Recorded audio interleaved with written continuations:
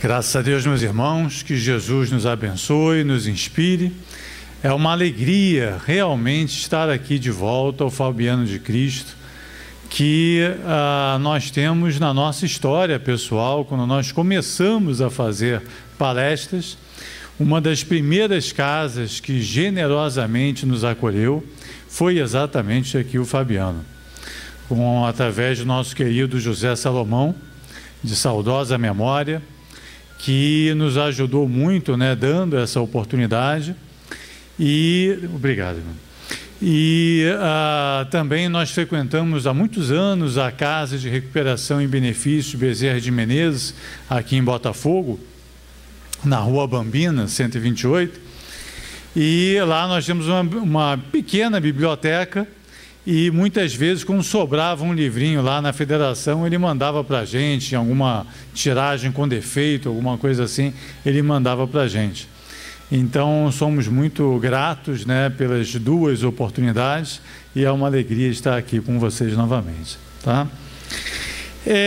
Esse tema da liberdade e do determinismo talvez seja um dos mais atuais para o nosso dia a dia, para a circunstância, para o momento, né, nacional e internacional que nós estamos vivendo. É como se a questão da liberdade estivesse sendo reapresentada a todos nós, passando pela questão individual, das possibilidades de uso das próprias faculdades, do estabelecimento dos próprios limites, agora potencializados pela questão da tecnologia, pela redução das barreiras que separam os povos, pelo advento da internet, das comunicações que não existiam, né, quando nós começamos aqui no Fabiano. Então nós temos literalmente um mundo novo, um mundo que dilata os nossos horizontes, um mundo que potencializa as nossas faculdades, as nossas possibilidades de realização. Numa postagem, numa mensagem, é possível agora alcançar um número ilimitado de seguidores, de amigos, de companheiros de ideal, de qualquer lugar do planeta. E esse aumento do nosso campo de atuação e, por consequência, da nossa liberdade de atuação, deve ser objeto de reflexão também para todos nós espíritas na questão da responsabilidade. Porque para nós espíritas e para todos aqueles que pensam sobre o seu modo de vida, sobre o seu modo de agir e da qualidade do seu agir em relação ao mundo, a questão da liberdade está sempre relacionada à da responsabilidade. Eu sempre comento que tem algumas frases assim que a gente repete às vezes sem parar para pensar, sem refletir sobre aquilo, né, sobre o jargão, né, que está reproduzindo. As pessoas dizem assim: eu agi sem pensar. Principalmente quando erra, né? Eu agi sem pensar. E é uma frase muito certa, porque frequentemente, quando nós agimos sem pensar, a nossa propensão é para o erro. E quase sempre, para acertar, nós precisamos pensar muito. Porque aquela frase do Emmanuel, né, esse pequeno minuto de luz, nós temos contra nós séculos de sombra, né?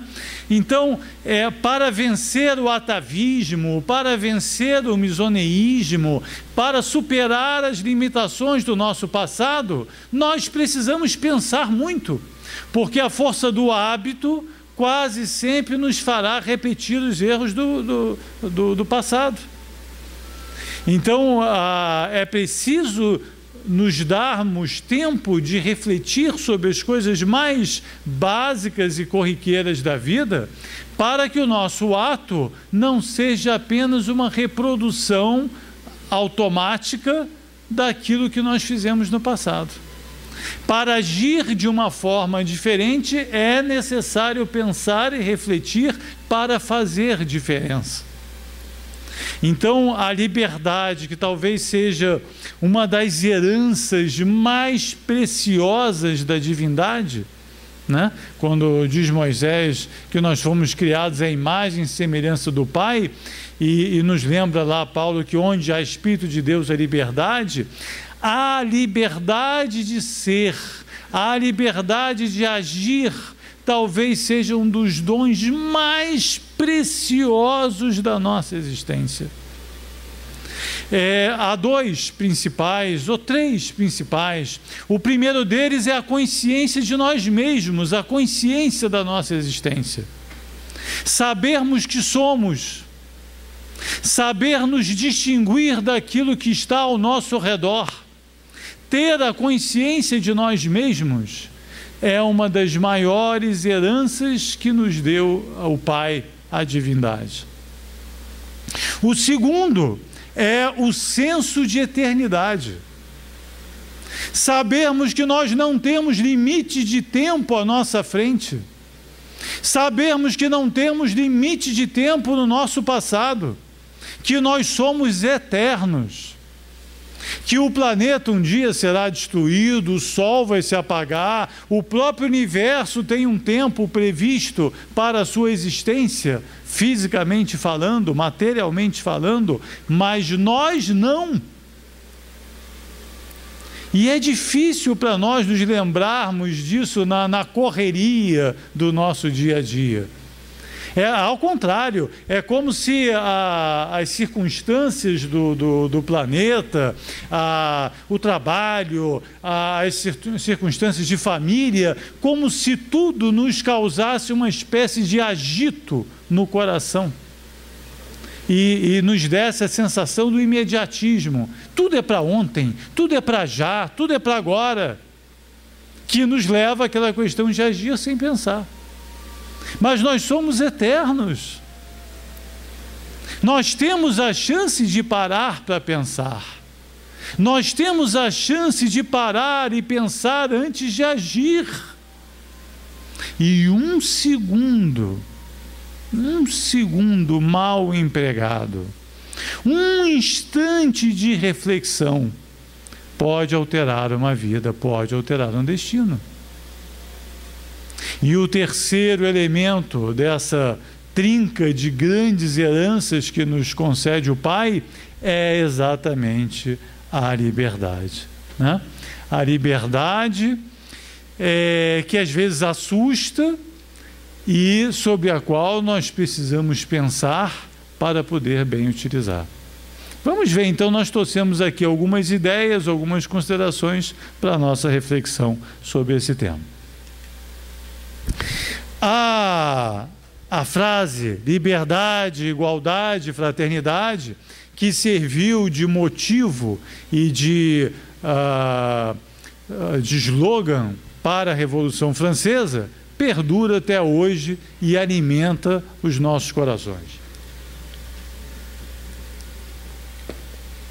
Agora mesmo, diante dos atentados em Paris, diante do recrudescimento, né, do terrorismo, da violência, esse ideal, ele foi resgatado, foi outra vez trazido à baila, como uma espécie de um ideal, né, de uma referência para a humanidade que ultrapassa o tempo e sobrevive aos séculos. Ele serve como uma espécie de um norte para a nossa evolução coletiva.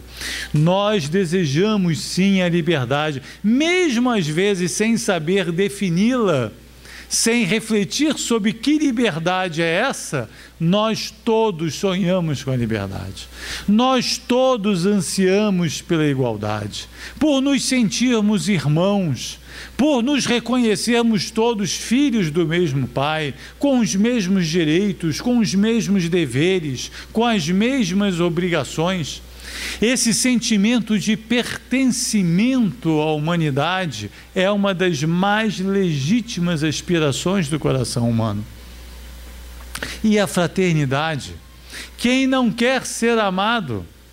Quem não se sente bem pertencendo a um grupo, uma família, uma nação? Uma das maiores mazelas da nossa humanidade é a soledade, a solidão, que é o oposto do sentimento de pertencimento que caracteriza a fraternidade. Quem se sente parte, não se sente só. Não é verdade? Quem se sente parte, não se sente só. Não se reconhece só, porque sabe que ao seu lado, mesmo que distante, tem irmãos de ideal, tem companheiros de sentimento, tem companheiros de visão de mundo que estão ao seu redor, que estão ao seu lado trabalhando pelo mesmo ideal, trabalhando pelo mesmo propósito. Nós espíritas não podemos nos sentir sós. Nós não estamos sós, nós somos irmãos. Nós estamos aqui para ajudar a transformar o mundo, para ajudar a transformar o planeta. Nós não estamos aqui a passeio, nós estamos todos nós, cada um na sua família, cada um no seu ambiente de trabalho, cada um nas circunstâncias em que a vida o colocou. Nós somos agentes de transformação na transição planetária. Cada um pode e deve ajudar na medida das suas possibilidades. Quem aqui não pode ser gentil com o vizinho? Quem aqui não pode ter paciência com um parente difícil? Quem não pode aqui transformar o dia com ações de gentileza? Nós não precisamos ser grandes missionários, e não somos grandes missionários destinados às grandes transformações, aos grandes movimentos, mas nós podemos muito na transformação do nosso ambiente, daquele círculo que está ao nosso redor.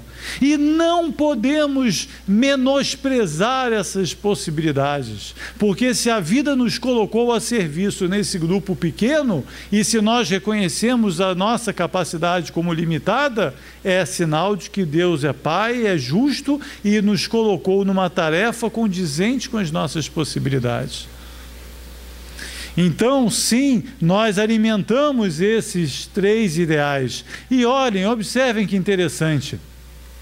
Esses 3 elementos foram colocados lá na terceira parte do Livro dos Espíritos, que fala das leis morais, como leis da natureza. Então, a lei de igualdade não é apenas uma aspiração política, uma aspiração de um grupo partidário, de um país mais ou menos avançado. A lei de igualdade é lei da natureza. É lei divina, é lei natural. Ela pode não ter sido realizada ainda, ter se materializado no mundo na proporção divina, na proporção ideal, mas ela faz parte, ela representa o norte da nossa evolução, ela representa um destino da nossa trajetória individual, e é importante que nós tomemos consciência disso. Nós não podemos perder esse rumo.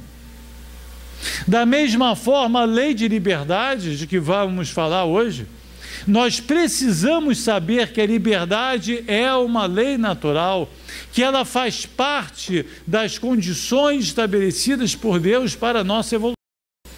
E que nós precisamos sim lutar pela fraternidade, lutar pela igualdade e pelo amor, pela fraternidade, como elementos da civilização a que nós estamos destinados. E se esses 3 elementos não se manifestaram no nosso mundo na proporção desejada, é porque a evolução ainda está a caminho, o processo ainda está em desenvolvimento, ainda temos muito o que fazer. Mas o reconhecimento da manifestação parcial do ideal não deve ser motivo de desmotivação da nossa parte. Ao contrário, deve aumentar o nosso sentido de urgência, de que nós temos muito trabalho a fazer aí fora, de que nós precisamos trabalhar mais e melhor e mais unidos para que esses ideais se concretizem mais rapidamente no nosso planeta. Mas é importante essa tomada de consciência, não são bandeiras. Havia na Grécia Antiga um movimento dos chamados sofistas. Os sofistas eram gregos ricos e viajados que sabiam que havia uma diferença de padrão ético, padrão moral, entre os diferentes países ali do redor no Mediterrâneo. E eles diziam que se cada país tinha a sua moral, se cada país tinha o seu padrão de legislação, não havia uma regra absoluta, não havia uma regra maior acima das escolhas dos homens. Cada um podia fazer o que quisesse. E Sócrates, na sua sabedoria, dizia que não, que existe uma lei maior que sobrepaira as escolhas dos homens e que pode servir de orientação, de referência para o estabelecimento das leis humanas. O tempo passou e descobrimos que Sócrates estava certo.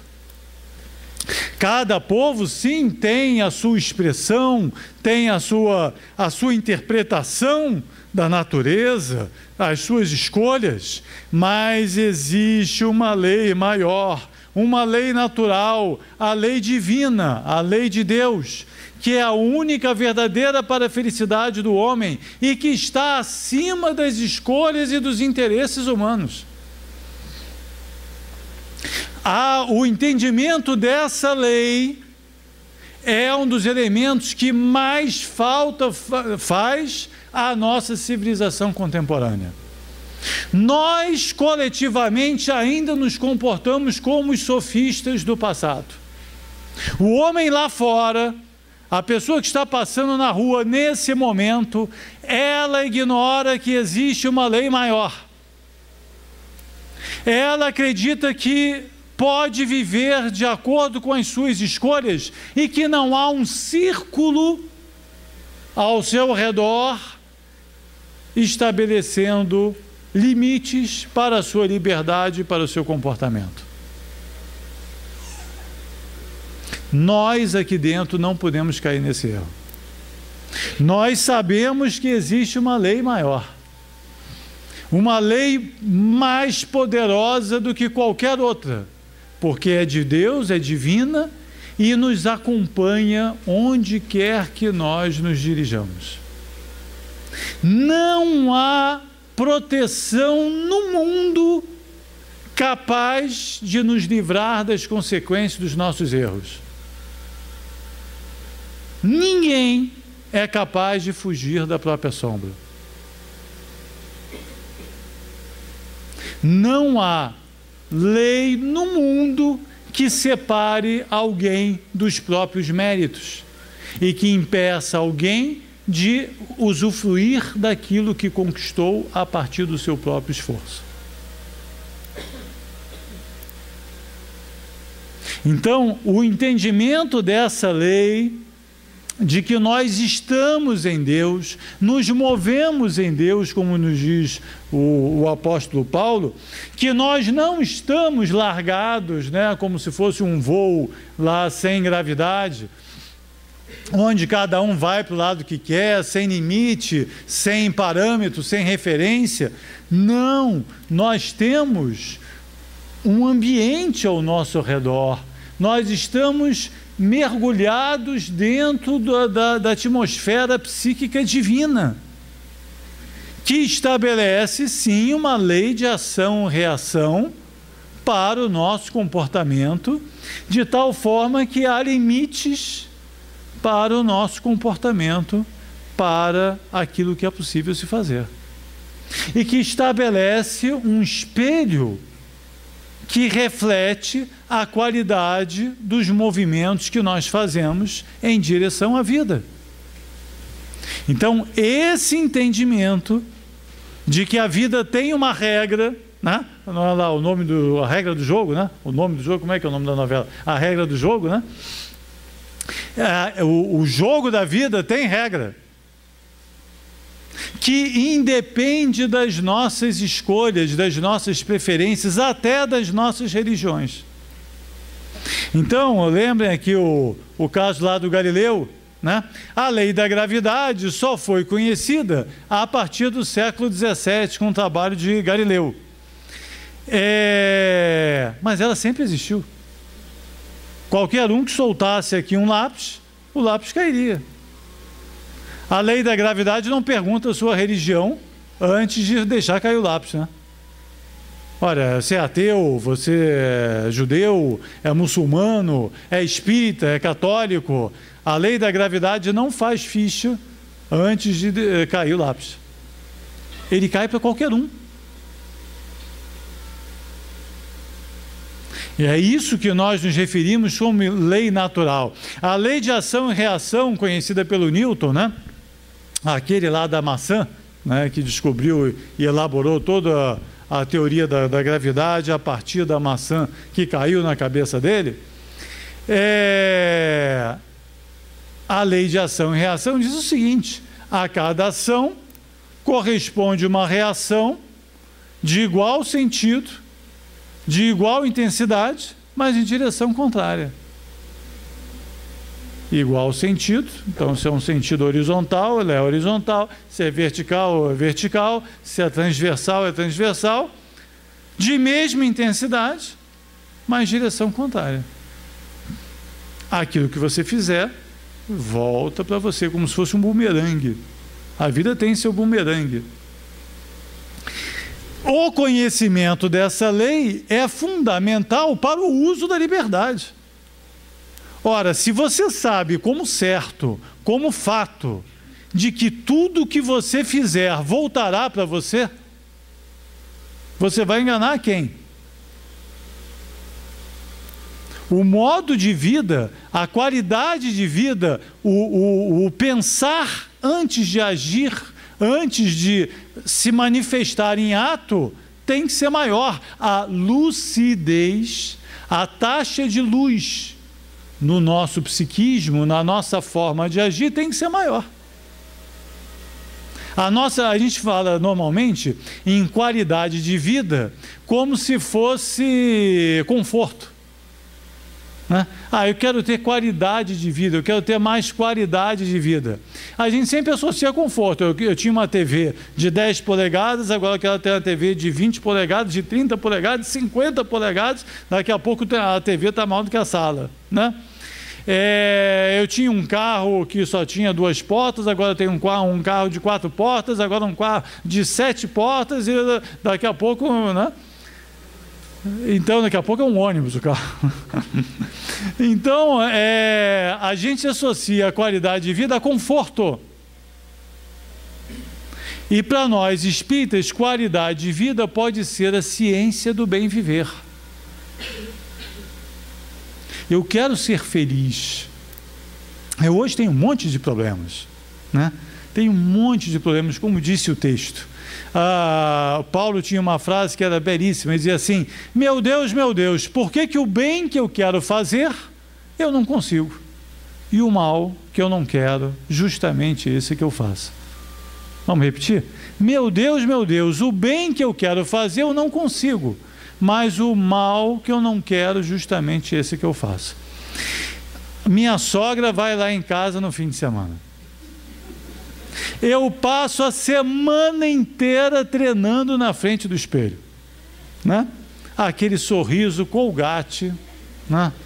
Quando ela chegar, tocar a campainha, eu vou abrir a porta prazerosamente, vou dar-lhe um abraço, vou convidá-la para sentar à mesa, vou ter o refrigerante geladinho, tudo certinho para que seja um domingo maravilhoso. Quando ela chega, eu já abro a porta resmungando, né? Ou então um cunhado combinou que ia lá em casa ver o jogo, não sei o que, papapá, ele chega lá, eu já, né? Então, o bem que eu quero fazer, eu não consigo, eu me organizei para ter paciência com aquela pessoa, aquela que eu estou pensando agora, cada um está pensando na sua, tem aquela pessoa que é o seu desafio de paciência, a cota de paciência da sua vida. Não tem? Levanta a mão aí quem não tem. Né? Todo mundo tem.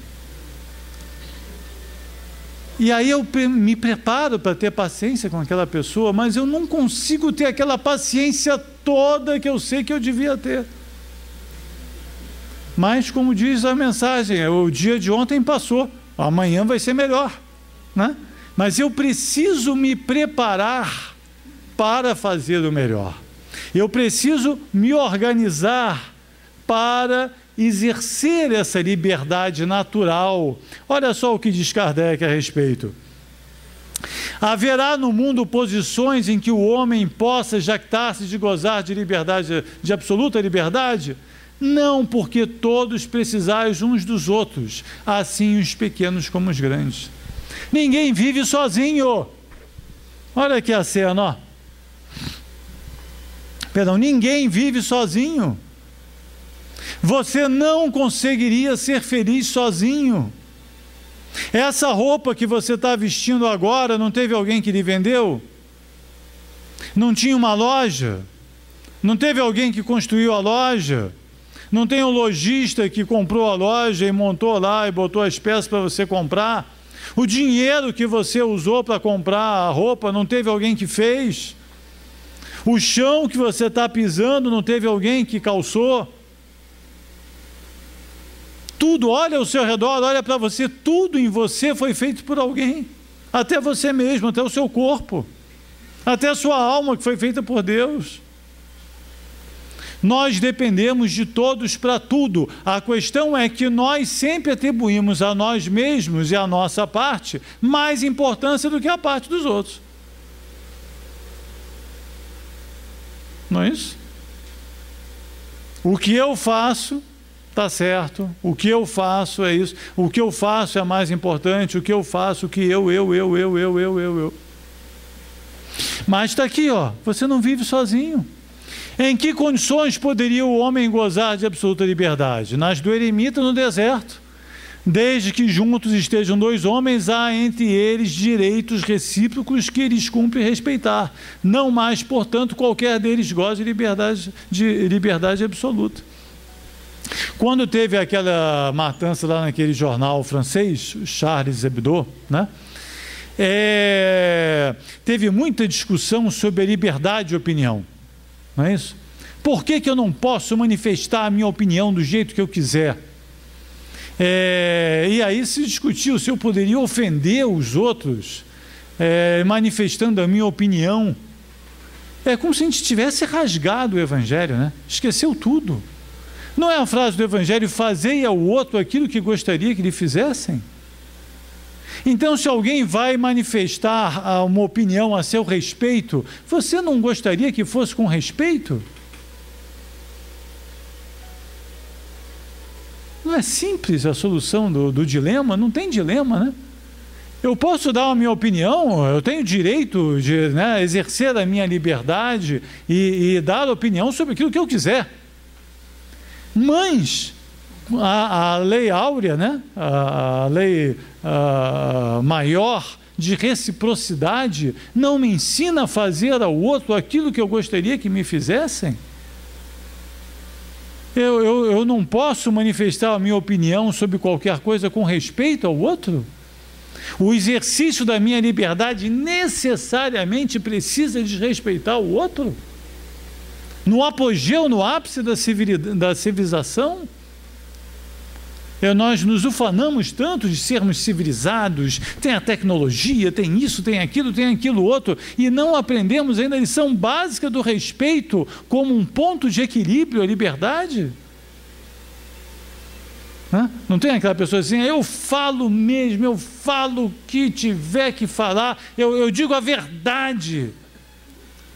E se orgulha de dizer a verdade, doa quem doer. Ele se orgulha de machucar os outros com as palavras. É como se batesse nas pessoas com as palavras. Isso é motivo de orgulho para alguém? É só falta de educação, né? Tivesse ele mais educação, talvez aprendesse a manifestar a sua opinião sobre qualquer coisa, sem magoar, sem ofender, sem pisar nos outros.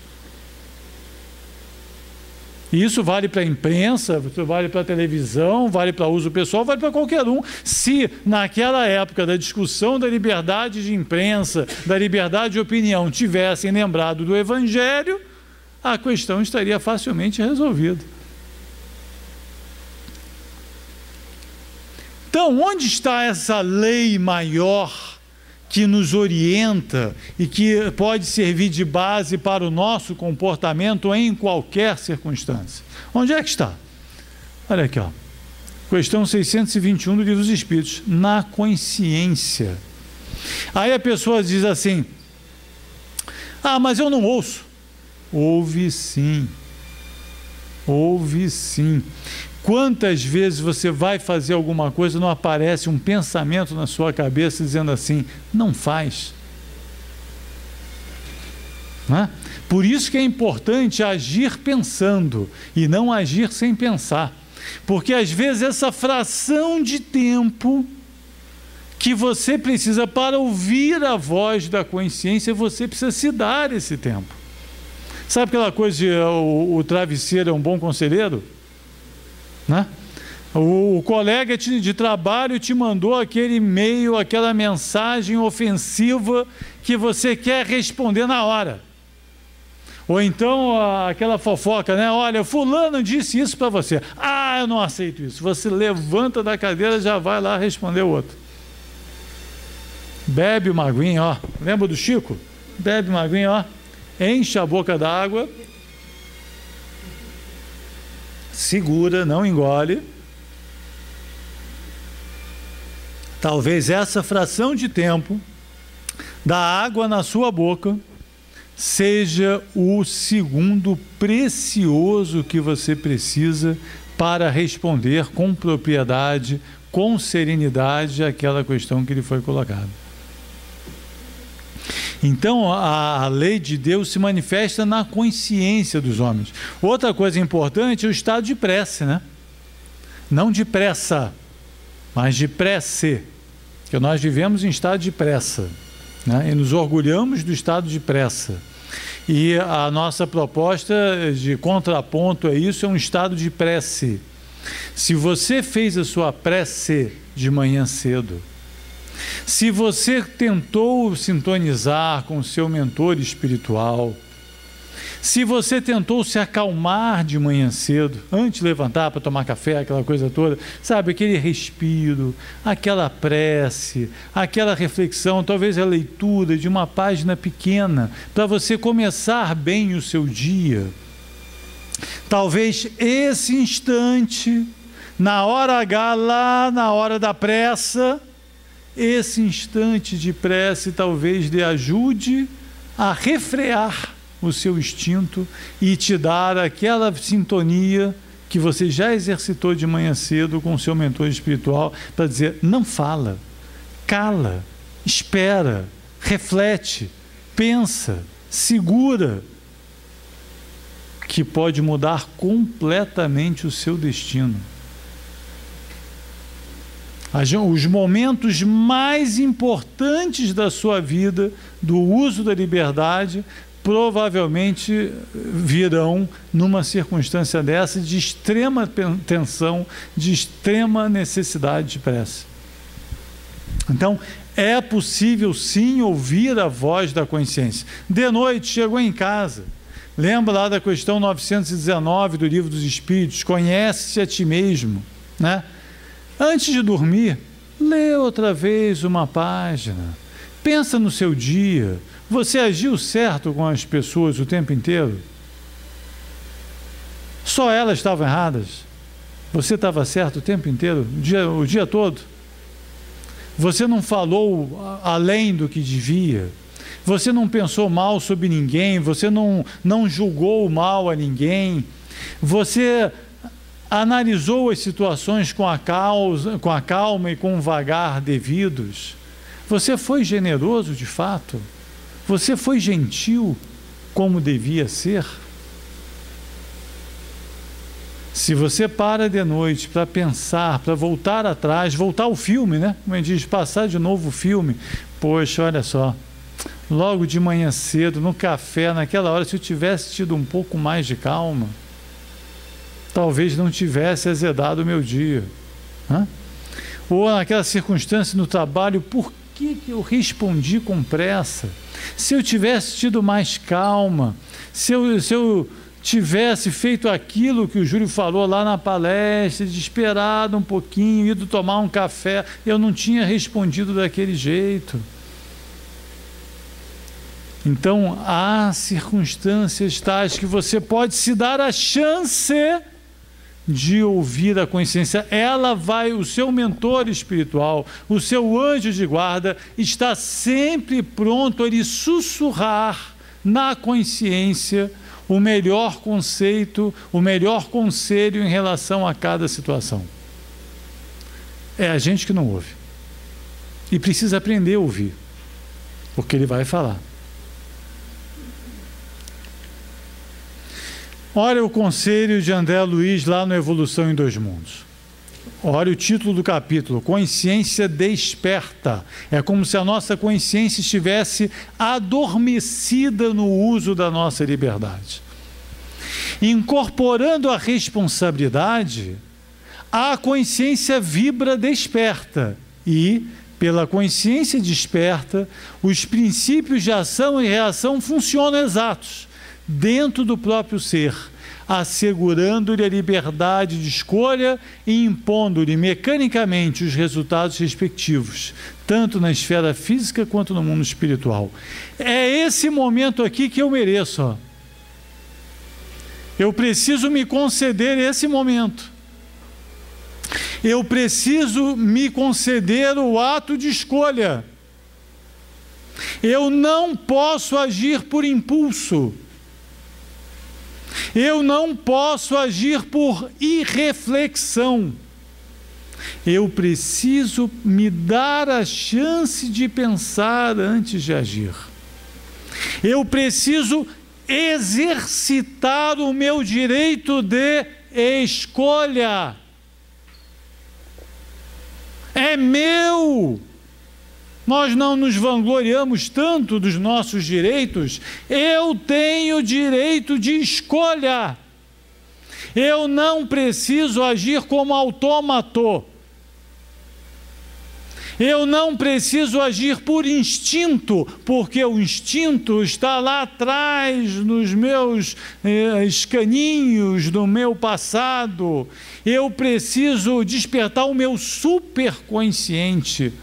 Eu não preciso agir apenas inspirado pelo meu subconsciente, pelo meu pretérito. Eu preciso de fatos novos. Eu tenho hoje uma luz que antes eu não tinha. Mas é difícil, sabe fisioterapia? Você anda, agita, aí quebra um braço. Aí você vai fazer fisioterapia. Aquele movimento que você fazia tão fácil, né? Agora é tão difícil. Eu andava, eu corria, agora para dar um passo aqui, ó, eu preciso exercitar. Então é como se nós estivéssemos numa fisioterapia espiritual, nós todos, onde nós precisamos exercitar o nosso direito de escolha.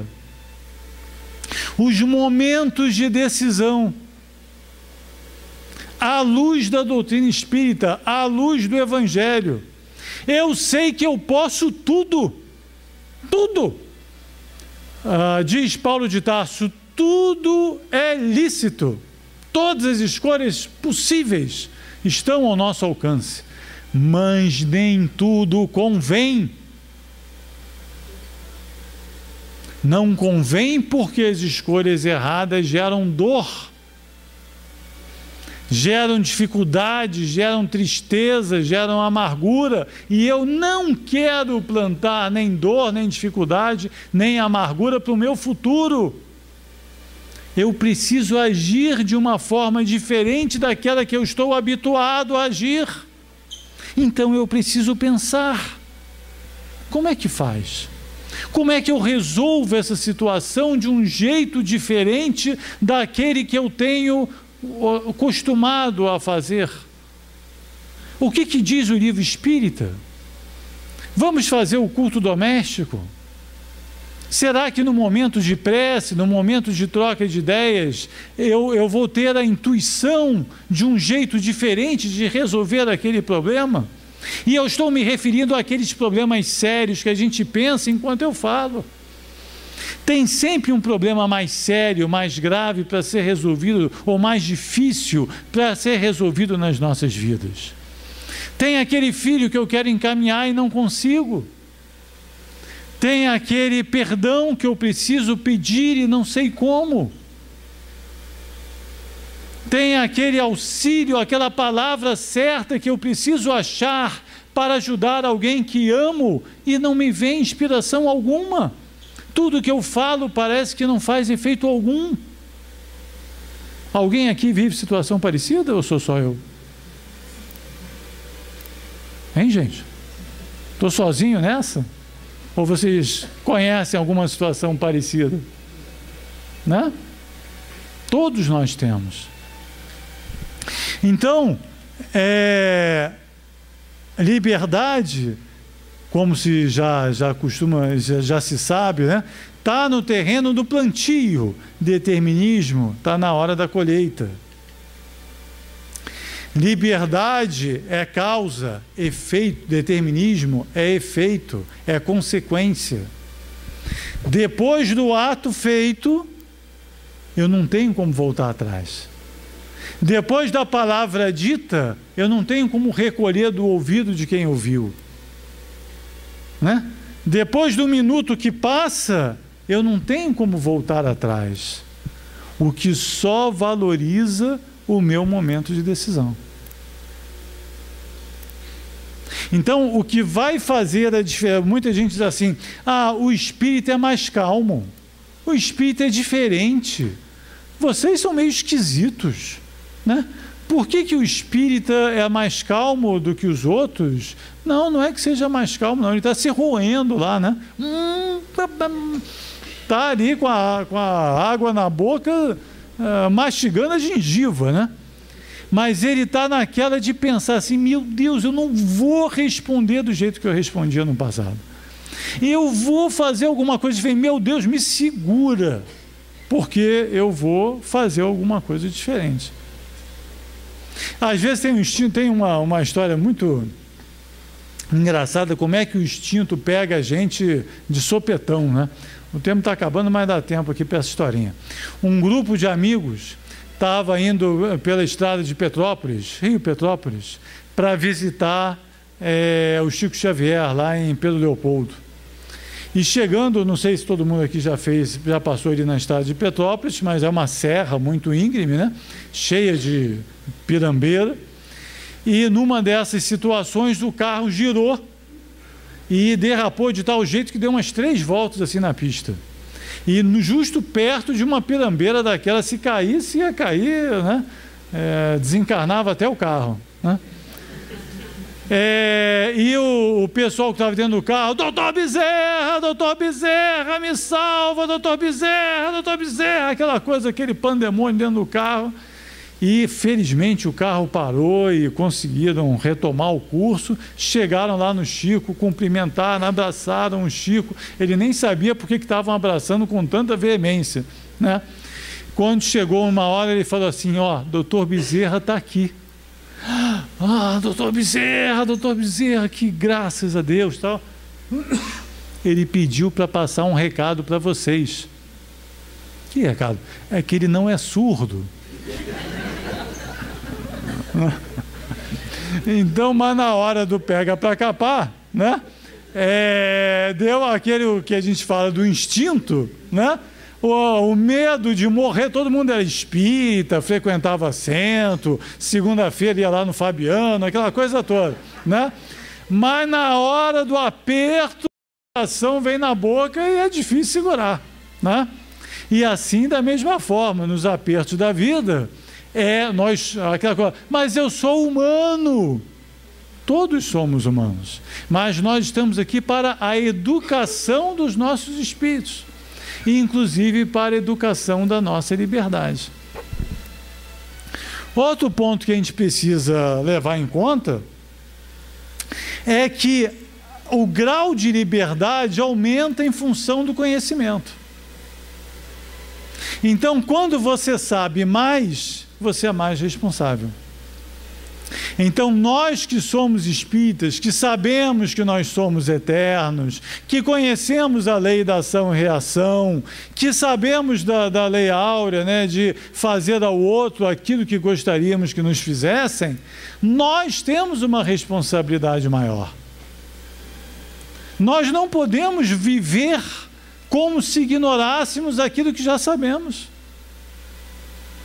Por mais difícil que seja. Disse o texto inicial que Paulo enfrentava duras provas em âmbito pessoal. Nós todos temos desafios importantes a serem superados. Todos temos. Né? Limitações pessoais, o nosso temperamento. Eu nasci assim, nasceu assim, mas não está escrito que você vai terminar desse jeito. Não é? Você está aqui exatamente para se modificar. Então, o argumento de que nasceu assim, para nós espíritas, não vale. É o meu jeito. Se é um jeito errado, você pode corrigir. Eu sempre fiz assim. Não significa que terminará seus dias fazendo igual. Então, o nosso grau de responsabilidade está em função do nosso conhecimento. E não precisa ser um sábio para ser responsável. Não precisa ser um santo para ser digno. Não precisa ser um gênio para ser coerente.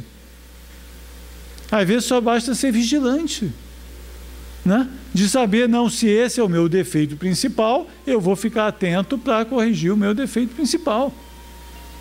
Caí de novo, não é? Levanta. Caí de novo, levanta. Caiu de novo, levanta. E vai levantar quantas vezes? Errei, eu não queria errar desse jeito, eu estou errando. Não tem problema.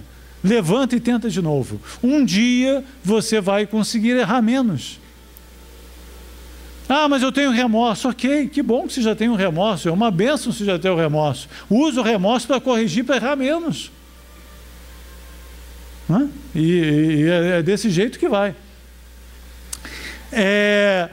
A liberdade e a responsabilidade. A gente diz assim, a sombra só aparece quando você acende a luz.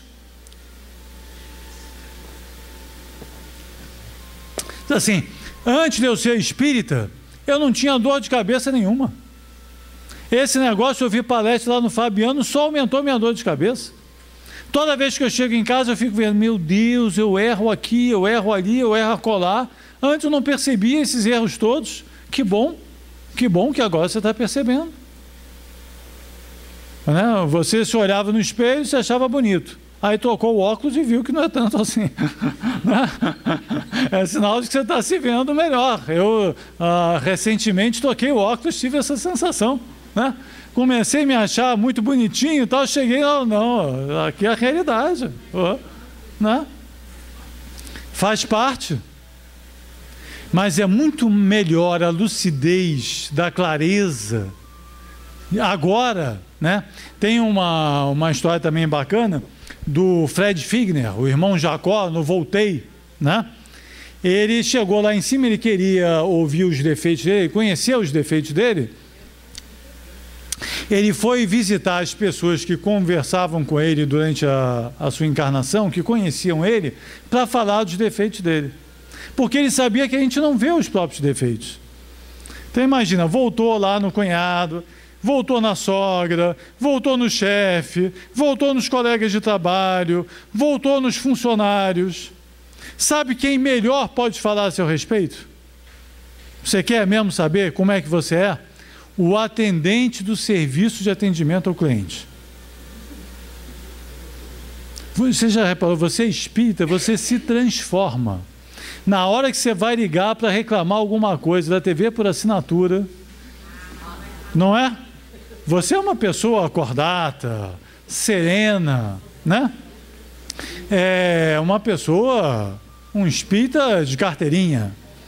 Faltou luz, você vai ligar para Light ou para Ampla, você vai ligar para NET ou para Sky, você se transforma. Se alguém pudesse filmá-lo nesse momento, ou então quando você pega o carro, né? Você se transforma. Você se olha no espelho e quase que você não se reconhece. Não é isso? Por quê? Porque ali não tem, às vezes, o freio que você precisa nas outras circunstâncias. Mas é essa hora que você é do jeito que você é mesmo. Às vezes é arrogante, às vezes é desrespeitoso. Percebe? Se filma. Próxima vez que você for ligar para reclamar da NET, aquela hora que acabou o sinal no filme mais importante que você queria ver, ou então na hora do último capítulo da novela, né? Você vai ligar, bota uma câmera na frente, agora todo celular tem câmera, né? Você bota a câmera na frente e se filma. Você vai dizer, esse aqui é outro. É outro. Não é possível. Como é que eu pude me transformar tão rapidamente assim? Estão rindo? Para ver.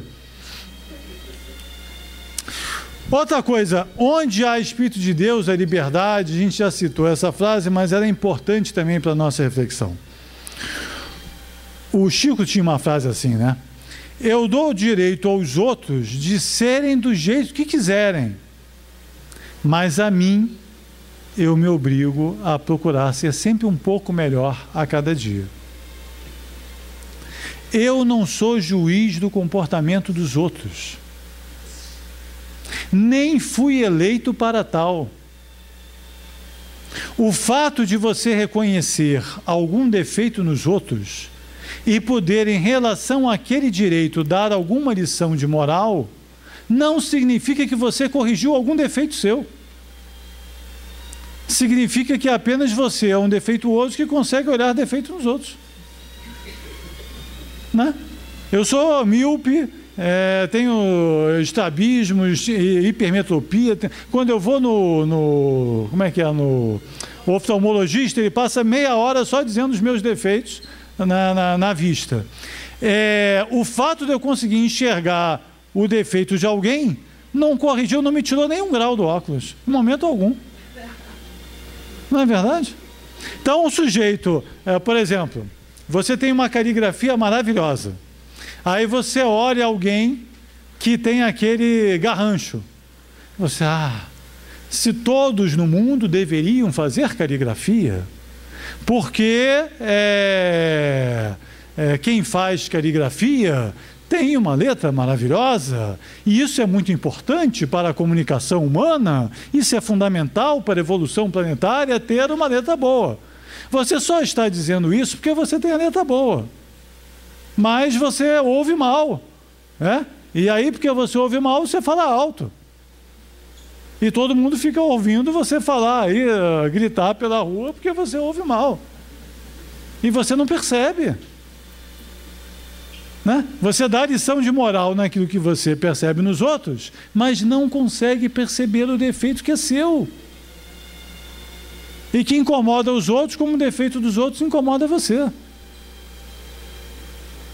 Então, não use a sua liberdade para restringir a liberdade alheia. Ocupe o seu tempo corrigindo os seus defeitos, né? E deixando a cada um o tempo necessário para corrigir o dos outros, até o seu grau de influência sobre o erro dos outros melhora quando você corrige os seus.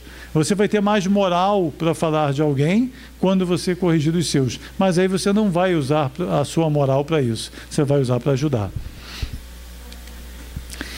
Para finalizar, essa frase do Kardec que é fundamental para a gente entender tudo o que está acontecendo aí fora. Ele diz essa frase lá no último capítulo do Evangelho segundo o Espiritismo, naquela coletânea de preces. Diz ele: o mal não é obra tua, Senhor, porquanto o manancial de todo bem nada de mal pode gerar. Somos nós mesmos que criamos o mal. Uma vez fizeram uma pesquisa no trânsito, perguntando assim, saiu no Globo isso, acho que em 1978. O carioca respeita sinal de trânsito? E aí a resposta majoritária, não respeita sinal de trânsito. Eu vou repetir a pesquisa aqui. Vocês acham que o carioca respeita sinal de trânsito? Quem acha que sim, levanta a mão. Poucos, né? E aí depois perguntaram o seguinte, e você respeita o sinal de trânsito? Aí todo mundo respondia que sim. Então não batia, né? Quando se falava genericamente, o mundo estava perdido. Quando se falava individualmente, tudo certinho. Bacana a pesquisa, né? Se fizer uma pesquisa sobre o mundo aí fora, o que eu mais ouço é o mundo está perdido, né? Aí você ouve assim, a educação está falida. Aí falam mal dos professores. Os professores dizem, a saúde está falida. E aí falam mal dos médicos. Os representantes da saúde e da educação falam, o mundo está perdido. Aí falam mal dos políticos. Os políticos, o mundo está perdido. Aí falam mal dos empresários. E os empresários, o mundo está perdido. E falam mal do povo. E por aí vai. Se você fizer o desenho, João fala mal de José, que fala mal de Maria, que fala mal de Joaquim, que fala mal de Maria, de Márcio, que fala mal de Emengarda, que fala mal de Maria, que fala mal de José, e todos falam mal de todos. É uma obra coletiva que cada um não reconhece a sua parte individual. O que está aí fora é uma obra coletiva. Ou nós contribuímos por participação ou por omissão. E o incrível, o primeiro passo para resolver o problema do trânsito é todo mundo reconhecer que precisa obedecer o sinal. É todo mundo se reconhecer parte do problema. O único jeito de se reconhecer parte da solução é primeiro se reconhecer parte do problema. Nós só poderemos contribuir para resolver o problema que está de fora se nós nos reconhecermos como parte do problema. Então, o mundo está perdido porque todo mundo fala mal de todo mundo. Nós, aqui dentro desse salão, também falamos mal dos outros.